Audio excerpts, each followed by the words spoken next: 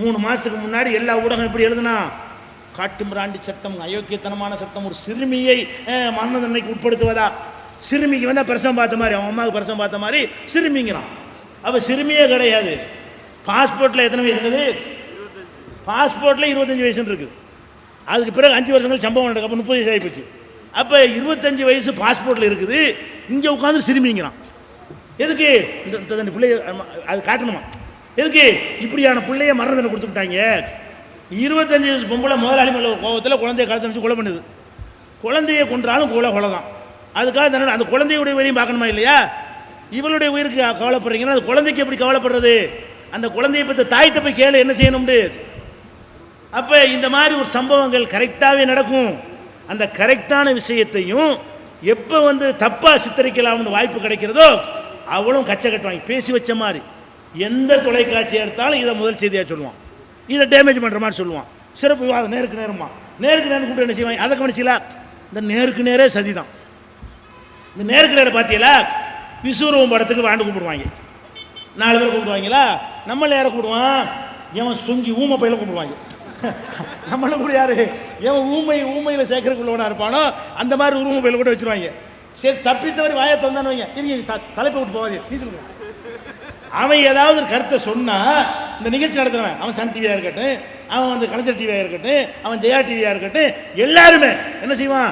இவன் ஒரு கருத்தை சொன்ன உடனே நீங்க தலைப்பு காப்பாற்படி நீங்க சொல்லுங்க, இவன் எந்த சம்மந்தம் இல்லாமல் பேசுவான். அப்போ இந்த ஊடகம் அயோக்கிய வேலையை சதித்திட்டு அவ்வளவு அயோக்கியனா இருக்கான். உள்ளுக்குள்ள விஷத்தை வைத்துக்கொண்டு இஸ்லாத்தை ஒழிக்கிறது என்பது ஒரு லட்சியம் உள்ளத்தில் இருக்கிறது. அந்த உள்ளத்தில் எந்த அளவுக்கு என்றால் கருணாநிதியே சொல்றாரு. எதை? இந்த ரிசானா மேட்டரை எடுத்துக்கொண்டு கருணாநிதி என்ன பண்ணாரு? அது காட்டு மிராண்டி சட்டம். அப்போ இஸ்லாத்தான் விமர்சிக்கிறார். இது கொலை, சிறுமியை கொல்வதா, சிறுமிக்கு தண்டனையா, காட்டு மிராண்டி சட்டம் அப்படிங்கிறார். ஒரு மரண தண்டனை நான் என்றைக்கும் ஆதரிச்சது இல்லை. இவர் ஆதரிச்சது இல்லையா? மரண தண்டனை ஆதரிக்க மாட்டாராம்.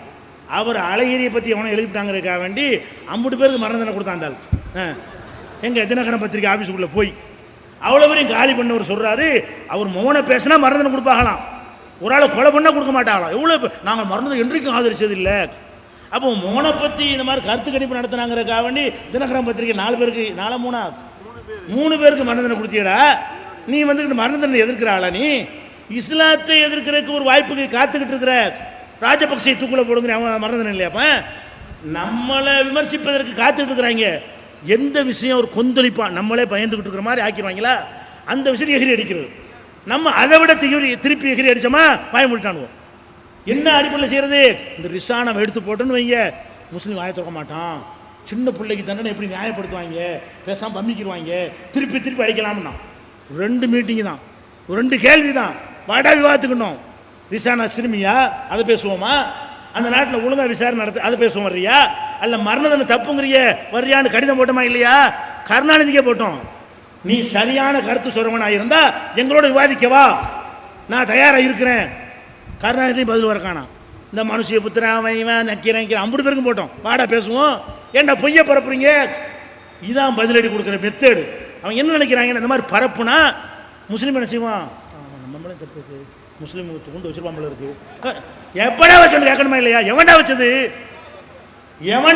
எப்போ வச்சதுன்னு கேட்கலன்னு சொன்னால் அந்த பலவீனத்தை பயன்படுத்தி கொண்டு என்ன செய்யறான்? இப்படிலாம் செய்யறான். இந்த மாதிரி நியூஸ் வந்தால் நோட்டீஸ் போஸ்ட் அடிச்சு ஒட்டணும். இந்த மாதிரி தப்பு செய்து போடுகிற இந்த டிவியை கண்டிக்கிறோம், இந்த பேப்பரை கண்டிக்கிறோம், மதவெறியை தூண்டாது. அவன் ஆஃபீஸ் முன்னாடி போய் ஒட்டுங்க. ஆஹா சுதாரிச்சுக்கிட்டாங்க. ஒன்று கிடக்க ஒன்று எழுதணும், வேற மாதிரி போயிடும். நம்ம தீவிரவாதி சும்மா சொல்கிறோம், நெசமாகிடுவாங்க. பையன் வாங்கிடுவான்.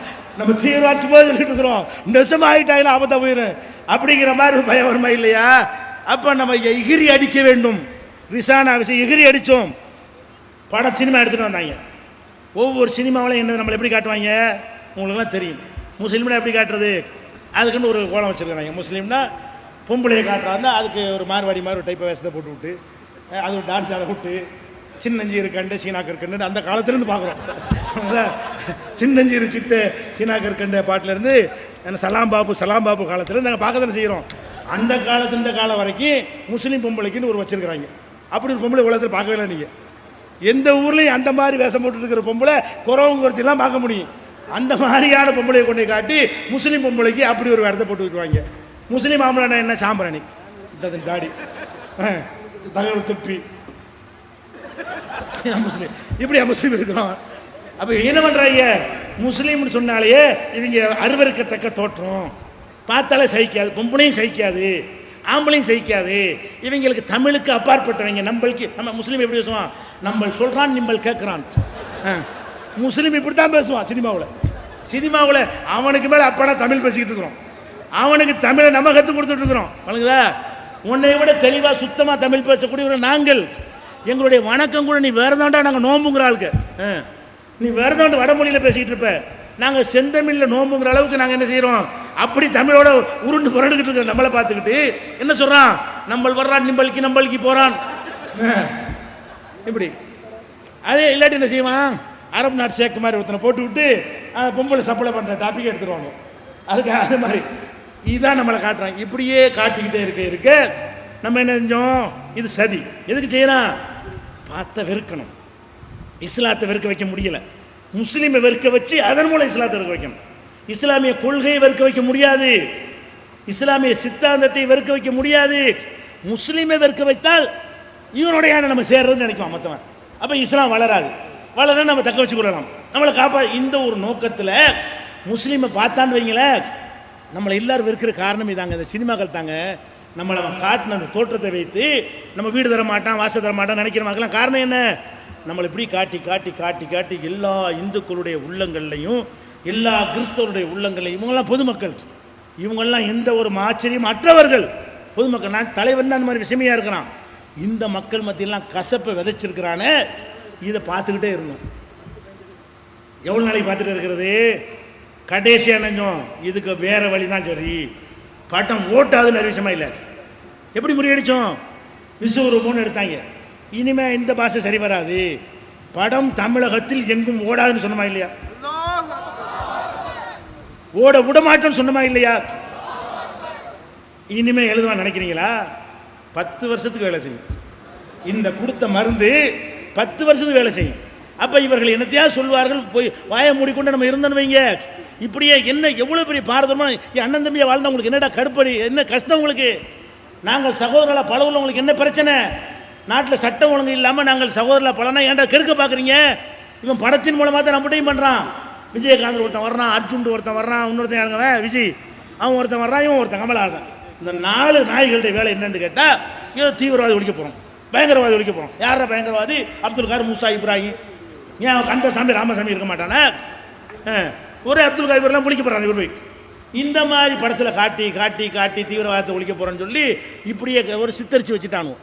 அப்போ இதுக்கெல்லாம் என்ன, இந்த மாதிரி தொடர்ச்சியாக நமக்கு எதிராக சதித்திட்டம் பண்ணுவார்களே, ஆனால் இதை எவ்வளோ நாளைக்கு பொறுத்து கொண்டிருப்பது. இந்த சதியினால் என்ன பாதிப்பு நமக்கு ஏற்படுது, மார்க்கத்தினுடைய வளர்ச்சி பாதிக்கப்படுகிறது, அடுத்த மக்கள் நம்மளை வெறுக்கிறார்கள். ஒரு கலவர நேரம் வரும்பொழுது இதெல்லாம் வச்சுக்கிட்டு திருப்பி அடிப்பான். காட்டாமல் இருக்கிறவங்க கூட ஒரு சந்தர்ப்பம் வரும்போது குற்றவன் பாய் வேண்டாம் உள்ளத்தில் ஏற்றி வச்சிருக்கான்ல, பல வருடங்களாக ஏற்றி அந்த விஷம்தான் குஜராத்தில் எதிர்த்தது சாதாரணமாக நினச்சிக்கிட்டு இருக்கிறோம். அப்போ இந்த சதிகாரர்களை ஒழிக்கிறது முதல் வேலையாக இருக்கணும்.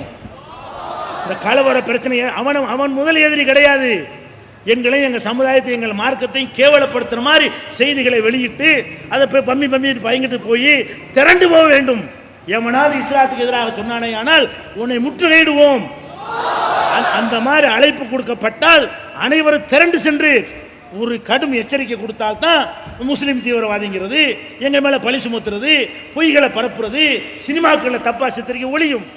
அந்த மாதிரி எதிரடி கொடுக்கப்பட்ட பிறகுதான், இப்போதான் இவ்வளோ காலத்துக்கு பிறகு இப்போ தான் ஒரு தடவை கொடுத்துருக்குறோம்.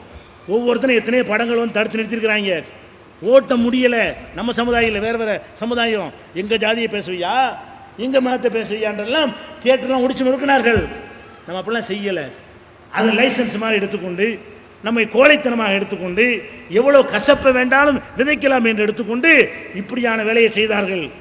இதை முறியடிப்பதற்கு உள்ள பதிலடி என்ன? தப்பாக சொன்னால் எதிர்த்து நிற்கணும். என்னடா அது காட்டு மிராண்டி சட்டம், வா பேசுவோம், எதிர்த்து வர்றியா, நோட்டீஸ் அடி கொடுங்க. எது காட்டு மிராண்டித்தனம்? விவாதிக்க தயாரா? கருணாநிதியை தயாரா? போடுங்க போஸ்டரை. எவன் சொல்றாலும் பேரை போடுங்க. பகிரங்க விவாதத்துக்கு வர்றியா? பெண்கள் அடிமைத்தனம், ஒருத்தன் தப்பி தவறி இந்த மதுரை எத்தனை பேர் சொல்கிறாங்க மதுரை ஆதீனம், அவர் பொதுவாகவே நம்மளுக்கு பெரிய ஆதரவாளெலாம் கிடையாது. அவரை எதிர்த்து நம்மளாம் என்ன சொன்னோம், போராட்டம்லாம் கூட பண்ணியிருக்கிறோம். அவர் போய் இந்துத்துவா கூட்டத்தெல்லாம் கலந்து கொண்டு வரதான். அவர் இணைஞ்சிட்டார். இந்த டெல்லி மாணவி கற்பழிப்பு வழக்கு பிரச்சனை வந்தவுடனே அவர் வாயை திறந்து ஒரு கருத்தை சொன்னார். என்ன சொன்னார், முடும் காரணம் வந்து பொம்பளை போகிற ட்ரெஸ் தான். யார் சொன்னார், மதுரை முஸ்லீம் அவர் இல்லை. அவர் மதுரை சொல்கிறாரு, பெண்கள் அணியக்கூடிய ட்ரெஸ்ஸு தான், ஆடை தான் ஆம்பளையை தூண்டுகிறது, அதை முதல்ல நீங்கள் தடுங்க. சும்மா அப்படி சொல்லல, அவர் முஸ்லீம் பெண்கள்ங்கிற முஸ்லீம் பெண்கள் எப்படி கணவனை தவிர மற்றவர்களுக்கு தங்களுடைய அலங்காரத்தையும் உள்ளுறுப்புகளை மறைத்தவர்களாக இருக்கிறார்களோ அந்த மாதிரி இருந்தால் மட்டும்தான் பெண்களுக்கு பாதுகாப்பு. யார் சொன்னா, மதுரை ஆதின்னு சொன்னார். அவன் கருத்து சொன்னான், கருத்து சுதந்திரமா நீங்கள் பேசுவாங்க, கருத்து சுதந்திரம். சரி, மதுரை ஆதின்னு சொன்னார்ல, அவர் கருத்தான பேசாமல் இருக்க வேண்டியானே. பிடிச்சிட்டு அம்புட்டு பேரும் போய் மதுரை ஆதின முற்றுகை, மதுரை ஆதீனத்தை முற்றுகை எடுத்து எப்படி நீ சொல்லலாம்? அட உனக்கு எதுக்கு உனக்கு கேட்குற உரிமை இருக்கா, அவனுக்கு சொல்கிற உரிமை இருக்கா இல்லையா? அல்லது பெண்கள் இந்த மாதிரி ஆடை அணிகிறது சரின்னு நினைத்தாயானால் விவாதத்துக்கு வா, நம்ம கூப்பிடுவோம் இல்லையா? அப்போ சரிங்கிறியா, வா பேசுவோம். மதுரை ஆதீனம் சொன்னது சரி, நான் நிரூபிக்கிறேன். நீ சொல்கிறது தவறு. யாரே? மாதர் சங்கம். மாதர் சங்கம் போய் போராட்டம், அந்த பகுத்தறிவாளர்கள் போராட்டம், உள்ள பகுத்தறிவாளர்கள். அவன் சொல்ல அழகாக சொல்கிறான், அறிவுபூர்வமாக சொல்கிறான், சிந்திச்சு சொல்கிறான், ஒழுங்கான கருத்தை சொல்கிறான், யதார்த்தமாக இருக்கிற கருத்தை சொல்கிறான். கேள்வி கேட்குறோங்கிற பேரில் அப்போ ஏன் சிறுமியை கற்பழிக்கிறார்கள்? கேள்விதான். அலங்காரம் தான் காரணம் என்று சொன்னால் கிழவியை கற்பழிக்கிற காரணம் என்ன? சிறுமியை கற்பழிக்க காரணம் என்ன? ஒரு அறிவாளி இப்படியாக கேட்பான். பெரும்பாலும் நடக்கிற ஒரு காரணத்தை சொன்னோம்னு சொன்னால், புகைப்பிடித்தால் கேன்சர் வரும்னு சொன்னால், இவன் புகைப்பிடிக்கலை, இவனுக்கு ஏன் வந்தது அப்படியே கேட்குறது. அட புகைப்பிடித்தா ஜாஸ்தியாக வரும், புகைப்பிடிக்காது கம்மியாக, அதன் அர்த்தம். சிறுமியை கற்பழிக்கிற மிருகம் இருப்பான், அவன் கிளவியை கற்பழிக்கிறவன் இருப்பான், அழகுக்காக செய்ய மாட்டான், போதையில் வந்திருப்பான், நீ மது கடையை தொடர்ந்து வச்சிருக்கிற. அப்படியானது வந்து இல்லாமையெல்லாம் போயிடாது, அப்படிப்பட்டலாம் இருப்பான். அப்போ இந்த மாதிரி நம்ம சொல்லுவோம், என்ன செய்கிறாங்க, குடிக்காதப்பா, குடித்தா போதையில் உருளுவீங்க, இந்த நான் உருளையா, இந்த குடிக்காமல் உளறானே அப்படி கேட்க முடியுமா? ஒருத்தனை காட்டி இவன் குடித்தானா உளறானே, அப்போ குடிக்காமல் உளருவான்ல, அதனால் குடிக்கலாம், இப்படி நம்ம என்ன சொல்லுவானாங்க. இப்போ இதான் அறிவாளிகளாம். இவங்கெல்லாம் யார்? மாதர் சங்கமா, அந்த சங்கமா, பகுத்தறிவாதிகளாம், பெண்ணுரிமைவாதிகளாம் அறிவுபூர்வமாக கேட்குற கேள்வி நினைத்து கொண்டு ஆடை காரணம் இல்லை, ஆடை காரணம் என்றால் சிறுமியை ஏன் கற்பழித்தார்கள், சிறுமிட்ட என்ன பார்ப்பதற்கு என்ன இருக்கிறது, கிளவிட்ட எப்படின்லாம் கேட்டு இது மீடியாக்கள் பெருசாக காட்டுறாங்க. இது ஏன் காட்டுறான்? இதுக்கு எதிராக மறுப்பு சொல்கிறோம் நம்ம, அது காட்டுறானா? அப்போ இப்படியாக வந்து இஸ்லாத்துக்கு எதிராக ஒரு பெண்களை பற்றி கொடுமைப்படுத்துகிற மார்க்கம் அப்படின்னு சொல்லி காட்டுவது. அல்ல முஸ்லீம். இன்னொன்று ஒரு பேப்பரில் பார்த்தேன், எவனோ ஒருத்தன் நாகூரில் ஒருத்தன் ஏதோ ஒரு பொம்பளை ஏமாற்றிவிட்டான் போல, நிறைய பொம்பளையை ஏமாற்றிவிட்டான் போல இருக்குது. முஸ்லீம்ங்கிற ஒருத்தன் வந்து என்ன செஞ்சிட்டான், கலில்னு ஒருத்தன் பொம்பளைகள்கிட்ட தப்பாக நடந்துட்டான். நடக்க மாட்டான்னு சொல்லலை, அங்கே இருக்கமா இங்கே 4 பேர் இருப்பான், கம்மியாக இருப்பானா, அங்கே 100 இருந்தால் 2 பேர் இல்லாமல் இருக்க மாட்டான். அந்த கலிலுங்கிற மைனர் வேலையை பார்த்தான்னு சொல்லி அதை ஒரு பேப்பர் எடுத்துனா முஸ்லீம் மைனர் லீலைகள்னு போடுறான். அதுக்கே முஸ்லீமை சேர்க்குற. அப்போ இதுவரைக்கும் எழுதுனா இந்து மைனர் போட்டியா? அடே இத்தனை பிரகாஷ்ராஜில் இருந்து, ஆட்டோ சங்கரில் இருந்து, எத்தனை லீலைகளை பிரேமானந்தாவில் இருந்து எத்தனை பேர் லீலைகளை மாட்டினாங்க. அம்புட்டு பேரை பற்றி எழுதும்போது இந்து மைனர் லீலைகள் எழுதுனானா, கிறிஸ்துவ மைனர் லீலைகள் எழுதுனானா? முஸ்லீம்னா அவனே இஸ்லாத்தை கொண்டு சேர்க்குறீங்க. ஒருத்தனுடைய லீலை கலியில் என்பவனுடைய லீலை தொலைச்சிட்டு போ. அப்போ இந்த மாதிரி ஒன்று செஞ்சால் கூட ஒருத்தன் பெங்களூரில் பெரிய குளத்திலேருந்து ரேஷன் கடை அரிசியை கடத்துறான். ரேஷன் கடை அரிசி எல்லோரும் கடத்துறான். ₹1 அரிசி இருக்கிறதுனால, ஓசி அரிசி இருக்கிறதுனால அதை வாங்கி என்ன செய்கிறாங்க, கடத்துறாங்க. கடத்தி பெருசாக கோடியெலாம் சம்பாதிக்க முடியாது. 25-50 விற்க முடியும், ₹5 ₹6 விற்கலாம். அந்த ரேஞ்சில் உள்ள அரிசி தான் கொடுக்குறாங்க. சரி, அது இதை கேரளாவுக்கு கடத்துறாமல் இருக்குது.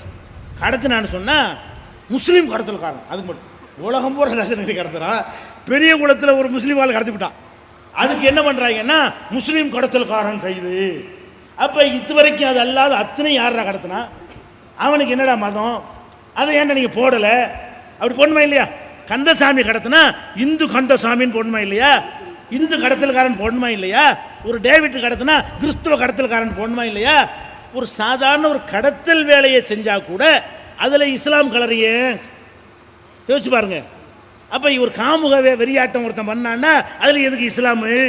அவன் பேரை போடுத்தோல ஒரு மைனர்னு போடு, நாங்கள் நம்ம சப்போர்ட் பண்ணி வந்தோமா எப்படின்னு சொல்ல போச்சு. நீ வேணாங்க ஒருத்தன் நித்யானந்தான் வந்தான், அவ்வளோ கீழே பண்ணான், கொஞ்சம் பேர் ஏற்றாங்க, கொஞ்சம் பேர் சப்போர்ட்டாக நிற்கிறாங்க. அப்படி நம்ம சம்மந்தம் யாருக்கா சப்போர்ட்டாக நின்றுருக்கா? இந்த கலீலுக்கு ஆதரவாக யாரை போட்ட பண்ணியில முஸ்லீம்ஸ் எல்லாம் ஜமாத்தெல்லாம் தீர்மானம் போட்டு நம்ம மைனர் கலீலை எப்படி நீ சொல்லலாம் கேட்டோமா? அட எங்கள் இஸ்லாத்துக்கு என்னடா சம்பந்தம்? நாங்கள் ஆதரிச்சாலும் பரவாயில்லைங்களாம். எவனோ ஒரு காமுகன் எதையாவது பண்ணிட்டான்னு சொன்னால் அதில் இஸ்லாம் ஒன்று விட மாட்டேங்கிறாங்க. எதை எடுத்தாலும் இஸ்லாம் இஸ்லாம்னு சேர்த்து சேர்த்து சேர்த்து எழுதுறேன்னா உனக்கு இதை சொல்லி கொடுத்தவன் யார்? இதனுடைய நோக்கம் என்ன? நீ என்ன எதிர்பார்க்கிறாய்? நாங்கள் நினைக்கிறோம் நீ சதி வேலை செய்கிறாய், நாட்டில் வந்து அமைதியின்மை கெடுப்பதற்கு இதை செய்கிறாய் என்று நாங்கள் நினைக்கிறோம் என்று என்ன செய்யணும்? இதுக்கு நம்ம பாடம் கற்பிக்க வேண்டும். அதுபோக இன்னொன்றை நான் சொல்கிறேன், முக்கியமாக இன்றைய சூழ்நிலையில் சொல்ல வேண்டிய செய்தி, நம்ம சமுதாயத்தில் உள்ள இளைஞர்களே நீங்கள் அறியாமையில் ஒத்துக்கொள்ள மறுத்தாலும் நான் பதிவு செய்ய வேண்டிய செய்தி. என்ன செய்தி என்று சொன்னால், இப்போ இந்துக்களில் ஏதோ திருவிழாதுன்னு வரும், ஒரு கல்யாணம்னு வருவான். அவன் மார்க்கத்தில் என்ன செய்வாங்க? தாரை தப்பட்டை, செத்து போனால் கூட என்ன செய்வாங்க? தாரை தப்பட்டை அப்படி அடித்து தான் போவாங்க. அவன் போகிறான்னா இவன் எப்படி போகிறான்? எப்படி அவன் மார்க்கத்தில் போகிறான். எங்கள் பள்ளிவாசல்கிட்ட எப்படி போகிற? இதை வச்சு நம்ம அம்மாளுக்கு உணர்ச்சி வதப்படுறான்னா இதை வச்சு ஆள் சேர்த்துறாங்க. இதை வச்சு முஸ்லீமுக்கு எதிராக ஒரு அணி திரட்டுறதுக்கு ஒரு காரணமாக்கிறாங்க. நான் என்ன கேட்குறேன், இந்த பள்ளி வாசலுக்கு மதித்து இவ்வளோ பேசுகிறிய, தர்காவில் கந்திரி பேரில் உணவு நீ செய்கிறியா இல்லையா? நீ வந்து கந்திரி விழா நடத்தும் போது இதே தாரை தப்பட்டை அடிச்சுக்கிட்டு பள்ளிவாசலில் கடந்து போகல? எத்தனை ஊரில் நான் கந்திரி தர்காவில் நடக்குது, அந்த பள்ளிவாசலுக்கு நீ என்ன மரியாதை கொடுத்த? கொடுக்கல. சரி, பள்ளிவாசலுக்கு மரியாதை கொடுக்கணுங்கிறியாடா, பள்ளிவாசலுக்கு மரியாதை கொடுத்து பள்ளிவாசலுக்கு நீ போனியா? யார் போய் யார் கேட்க போகிறாங்க? தொழுமை போக மாட்டாங்க.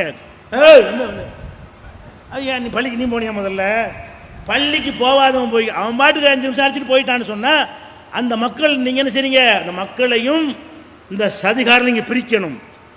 நம்முடைய செயல்களால் சேர்த்து விடக்கூடாது, சதிகாரர்களுக்கு பலம் சேர்த்துடக்கூடாது.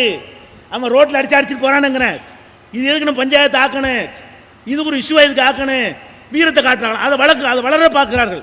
நம்ம சமுதாயத்தில் உள்ள சில பேர் வந்து இதை ஒரு பிரச்சனையாக முதல்ல சட்டப்படி சரியாக வருமா? ஏதாவது பிரச்சனை ஏற்பட்டு விட்டது என்றால் இங்கிட்டு 10 பேர் அங்கிட்டு 10 பிடிப்பானே இல்லையா? எதுக்கு போய் இதெல்லாம் பண்ணுறீங்க? அவனை விட்டுட்டா சும்மா போயிடுவான், அவனா மகிழ்ச்சி போயிடுவான், போனால் போயிட்டு போகிறானே. அதாவது எதில் இப்போ நம்மளை பாதிக்கிற விஷயமா இருந்தால் தான் செய்யணும். சரி, ரோட்டில் பஸ்ஸு போகுது, தொழும், அப்போ என்ன செய்வேன்? நிறுத்தும்பியா? ஹார்ன் வச்சுட்டே போகிறான், பஸ்ஸுக்கு ஆப்போம் இல்லையா? ஹார்ன் நிப்பாட்ட முடியுமா? அதனால் எத்தனையோ போகும், எத்தனையோ வரும். அப்போ பள்ளிவாசல் இருக்கிற காரணத்தினால ஒரு முஸ்லீம் தெருவுக்குள்ளே நுழைஞ்சிட்டு வந்தால் ஒம்பு வளர்த்துனாங்கன்னு கேட்கலாம். பொதுவான சாலைகளாக ரோடுகளில் இருக்குது, அது மாதிரி சாலையாக இருக்குது, இறந்தவர்களை கொண்டு போகிறான்னா என்ன செய்யணும்? ரசூல்லா காலத்தில் நடந்துச்சு. இஸ்லாத்தை நம்ம கடைப்பிடிக்கணுமா இல்லையா? இந்த சதியை எப்படி முறியடிக்கணும்? இந்துக்கள் மத்தியில், கிறிஸ்தவ மக்கள் மத்தியில் நம்மளை பற்றி என்ன விதைக்கிறானோ அதை நீக்கணும். அடே நீ நினைக்கிற மாதிரி இல்லைடா, நாங்கள் எங்கள் மார்க் அப்படி எங்கள் சொல்லித்தரல, நீ எனக்கு எதிரி இல்லை, நீ நான் இருந்தவன் தான், நானாக மாறி இருக்கிறேன், நான் உன்னை மாதிரி இருந்தவன் தான், நான் நேற்று ராமசாமி இன்னைக்கு அப்துல் காதர் என்கிற அளவுக்கு அவனை வென்றெடுக்க வேண்டுமானால் நபிகள் நாயகம் ஸல்லல்லாஹு அலைஹி வஸல்லம் இருக்கிறாங்க. பள்ளிவாசல் ஒரு யூதருடைய ஜனாசா வருது, எங்கே வருது? பள்ளிவாசல் பக்கம் தான் வருது. ரசூலுல்லாஹ் என்ன செஞ்சாங்க? எழுந்து நிற்கிறாங்க. ஜனாசா, யூதர் ஜனாசா, அவன் அவன் அவன் மறுபடி என்னதை கொண்டு போவான், எந்திரிச்சு நிற்கிறாங்க. நின்றவன சஹாபாக்கள் கேட்குறாங்க, அல்லாஹ்வுடைய தூதரே அது யூதருடைய ஜனாசா, அதுக்கே நம்ம எந்திரிச்சு நிற்கணும், அதுவும் ஒரு மனித உயிர் இல்லையா என்று சொல்கிறாங்க. சொல்லிட்டு நீங்கள் அமர்ந்திருக்கும் போது ஒரு பிரேதம் போனால் உங்களை கடந்து செல்லும் வரை எழுந்து நில்லுங்கள். உசுரோட உள்ளவனுக்கு எழுந்து நிற்கக்கூடாதுன்னு சொல்லிச்சு மார்க்கம். ஏன்? மண்டக்கணம் வந்துடுவனுக்கு, செத்து போகணும் மண்டக்கணம் வரப்போகுது, அதனால் எந்திரிச்சு நிற்கிறது. இவனுக்குதா உசுரோட உள்ளவனுக்கு எழுந்து நிற்கக்கூடாது, அவன் திமிர் ஆயிடுவான். செத்து போன பணம் போச்சுன்னு சொன்னால் எந்திரிச்சு நில்லுங்கன்னு சொல்லுது மார்க்கம். இதில் நீங்கள் என்ன கவனிக்கணும்? நம்ம பள்ளியை விட மஸ்ஜித் நபவி பள்ளி சிறந்ததா இல்லையா? நம்மளை விட ரசூல்லாவுக்கு மார்க்கம் ஒன்று அதிகமாக இல்லையா? அல்லாஹ்வுடைய ரசூல் வந்து பள்ளியை கடந்து ஒரு பிரேதம் கொண்டு போயிருக்கும் பொழுது அனுமதிக்கிறத மட்டும் அவங்க செய்யலை, எந்திரிச்சு நிற்கிறாங்க. அதனால அவளை வென்றெடுத்தாங்க. எதனால் வென்றெடுத்தாங்க?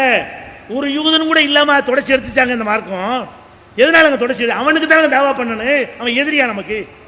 அறியாமல் செய்கிறான், அவனுக்கு சின்ன விதத்தில் சின்ன வயசு சொல்லி கொடுத்து அவன் செய்கிறான். ஏன் நீ செஞ்சுக்கிட்டு இருக்கலையா? சமாதியில் வழிபடலை, இந்த தீ மிதிக்கலை, எல்லா மூடனமே இன்னும் செய்யலை, அவன் அப்பா மாட்டேன்னு சொன்னதை கேட்டு விளங்கி திருந்திருக்கிறார். அப்போ அவனுடைய தாய் தந்தையர் என்ன சொல்லி கொடுத்தானோ அவனுக்கு தார தப்பட்ட இறந்த ஊர்வலத்துக்கு அடிச்சிட்டு போவான். நமக்கு ஒரு வித்தியாசமாக தெரியும், நமக்கு சொல்லி தந்த மரபு பிரகாரம் என்ன சாவு வீட்டில் சந்தோஷம் கொண்டாடுறீங்க அப்படின்னு நம்ம நினைக்கலாம். அதை சாவகாசமாக புரிய வை, இப்படிலாம் எப்போ செய்கிறீங்கன்னு விளக்கு. நாளைக்கு சாதாரணமான நேரத்தில் அவன் கல்யாணத்தை அப்படி தான் செய்வான். சரி, தார தம்பட்டை இசையெல்லாம் கூடாதுங்கிறிய. தொழுகை நடக்கும்போது நாங்கள் பார்த்துருக்குறோம், இப்போ தானே இதெல்லாம் ஒளிஞ்சு போச்சு. நாங்கள் இளைஞர்களாக இருந்த காலத்தில் பார்த்துருக்குறோம், பள்ளிவாசல் தொழுகை நடக்கும், ஒரு பணக்காரன் விட்டு கல்யாணம் நடக்கும், முஸ்லீம் கல்யாணம். அவன் பாட்டை போட்டு விட்ருவான், தொழும்போது அங்கே வரும், நிப்பாட்ட மாட்டான். பணக்காரன் விட்டு கல்யாணத்தில் பாட்டு போடுறிய, அது போய் பள்ளிவாசலுடைய தொழுகையாளி காதில் அடைக்குத, அதெல்லாம் பார்த்து தான் இருந்தீங்க. அப்போ நீ பள்ளிவாசல் மதிக்க இன உணர்வாக பார்க்குற, பள்ளிவாசலை மதிக்கிறான்னா நீ இதை எல்லாத்தையும் மதிக்க வேண்டும். அப்போ இந்த மாதிரியான பிரச்சனை இப்போ உண்டாக்குறாங்க. இப்போ என்ன செய்கிறான், சின்ன சின்ன ஊர்வலங்களை வைத்து அவனும் கலாட்டா செய்வதற்காக ஊடுருவ பார்க்குறான். இதன் மூலமாக நம்ம எதிர்த்தோண்டு வைங்க, அந்த இந்து மக்கள் அப்பாவி மக்களாக இருக்கிறவங்கள இந்து முன்னணி ஆக்கிடுவான். அவன் அண்ணன் தம்பியாக இருந்துகிட்டு இருக்கிறான். இதை போய்கிட்டு 2 நிமிஷம் கடந்து போகிறது என்ன ஆகும், போயிட்டு போனா நாளைக்கு அவனா நிப்பாட்டிடுவான். ஏய் பாய் தொழுகிறாங்கப்பா விடுங்கப்பா, அவன் அங்கே போய் அடிச்சுக்கிறோம்ப்பா தன்னால் போயிடுவான். அப்போ இதில் அவன் போனால் நம்ம எதுக்கு அதை போய் இடைஞ்சலாக்கணும், ரோட்டில் போயிட்டு போகிறான். இதான நாட்டில் பிரச்சனையாக இருக்கிறது. இதை வச்சு தானே வளர்றான், இதை வச்சு தான் இயக்கம் கட்டுறான். அப்போ அவன் இயக்கம் கட்டி வருவது நமக்கு ஆபத்தாகுமா இல்லையா? நம்ம செய்கிற ஒரு சின்ன வேலை நம்மளை ஒன்றுபடுத்துவதற்கு பதிலாக எதிரியை பலமாக்குகிறது, எதிரிக்கு ஆள் பிடித்து கொடுக்கிறது, எதிரிக்கு அணி சேர்க்கிறது, அப்பாவியை இந்த சதிகார கும்பலில் சேர்த்து விடுகிறது. இதுதான் சதியை வெல்ற வழி. அவங்கள பிரிங்க. எப்படி சதியை வெல்லனு, இந்த சதிகாரம் வேற, மக்கள் வேற. இவங்க நல்ல மக்கள், இவங்களுக்கு இஸ்லாத்தின் மீது வெறுப்பு இல்லை, முஸ்லீம் மீது கசப்பு இல்லை, உங்களை கடுப்பு ஏற்றதுக்கு அவன் செய்யவும் இல்லை. நீங்கள் எதிர்த்ததுனால அவன் வெறி ஒன்றுறானே தவிர அவன் மதத்தில் உள்ளது என்ற அடிப்படையில் அவன் செய்கிறான். அவன் மத நம்பிக்கையில் சாமிக்கு உங்கள் பள்ளியில் மட்டும்தான் அடிக்கிறானா, கோயிலுக்கு முன்னாடி வச்சு அடிக்கத்தான் செய்வான். அப்போ உங்கள் பள்ளிக்கு முன்னாடி மட்டும் அடித்தான்னா நீங்கள் பள்ளியை கவலைப்படுத்துகிறாங்களா? அவன் கோயிலுக்கு வாசல் நின்று அடிக்கத்தான் செய்வான். அவன் நம்பிக்கை அது. இசையில் கடவுள் மயங்குவார்னு அவன் சொல்லக்கூடியவனாக இருக்கிறான். அப்படியான ஒரு கொள்கையில் உள்ள அவன் இது பண்ணி நடந்தான். நமக்கு என்னதுனால உள்ளக்க அடித்தா தடுப்போம். பள்ளிவாசல் உள்ள உட்காந்துக்கிட்டு தாளம் போட்டானா ஏன் இடத்துக்கு என்ன வந்தான்னு கேளுங்க. அப்போ அந்த மாதிரியா ஒரு எல்லையை வகுத்து புரிந்து கொள்ளாமல் நம்முடைய இளைஞர்கள் உணர்ச்சி வசப்பட்டு இந்த சதிகாரர்களை அதிகப்படுத்தக்கூடாது, சதிகாரர்களுக்கு பலம் சேர்த்து விடக்கூடாது. அப்போ இந்த எல்லா விஷயத்தையும் உங்களுக்கு குறிப்பிட்ட அளவுக்கு நேரம் முடிந்துவிட்ட காரணத்தினால முதல்ல யார் சதி செய்கிறார்கள், ஏன் சதி செய்கிறார்கள், என்ன மாதிரி சதி எல்லாம் செய்து கொண்டிருக்கிறார்கள், அதை என்ன மாதிரி முறியடிப்பது அனைத்தையும் ஓரளவுக்கு உங்களுக்கு சொல்லப்பட்டிருக்கிறது. இதை கவனத்தில் கொண்டு இதற்கேற்றவாறு நீங்களும் நாங்கள் நடந்து கொண்டோமையானால் இந்த சதி முறியடிக்கப்படும், நமக்கு எதிரான இது போன்ற பிரச்சாரங்கள் நிற்கும். இந்த சதிகார கூட்டத்திலிருந்து அந்த மக்களை பிரித்தெடுத்தால் அவர்கள் கூட்டம் கூட்டமாக இஸ்லாத்துணைக்கு வருவார்கள். அப்படிப்பட்ட நன்மக்களாக அல்லாஹ் ரப்புல் ஆலமீன் நம் அனைவரையும் ஆக்கி அருள் புரிவானாக. வாஹிருதாவானால் அல்ஹம்துலில்லாஹி ரப்பில் ஆலமீன். ஹாய் ஃப்ரெண்ட்ஸ், இந்த வீடியோ உங்களுக்கு பிடிச்சிருந்தால் லைக் பண்ணுங்கள், ஷேர் பண்ணுங்கள், ஆன்லைன் பிஏ சப்ஸ்கிரைப் பண்ணுங்கள்.